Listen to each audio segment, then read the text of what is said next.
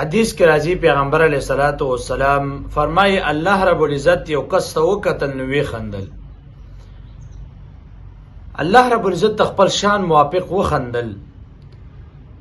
صحابه کرامو عرض وکړ یا رسول الله الله رب العزت ولی وخندل وجه څه ده؟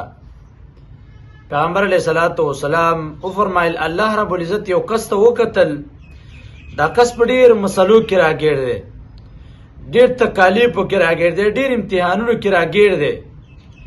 کله په یو پسې منډوي، کله په بل پسې منډوي چې زما مدد وکړه، زما مدد وکړه، پیسې راله راکړه. کله یو چا پسې منډوي، کله بل چا پسې منډوي. وی الله رب العزت په دې باندې وخندل چې ګوره دې بنده ته زه څومره نږدې یم او دا زما نه سوال نه کوي چې زه هر څه ورکولی شم. که زما نه د پیسو سوال وکړي پیسې له ورکوم، که د روغ صحت سوال رانه وکړي روغ صحت له ورکوم، که د بیمارۍ د ختمېدو سوال رانه وکړي بیماري له ختموم. زما نه سوال نه کوي ګوره بنده پسې منډوئ. الله په دې باندې وخندل.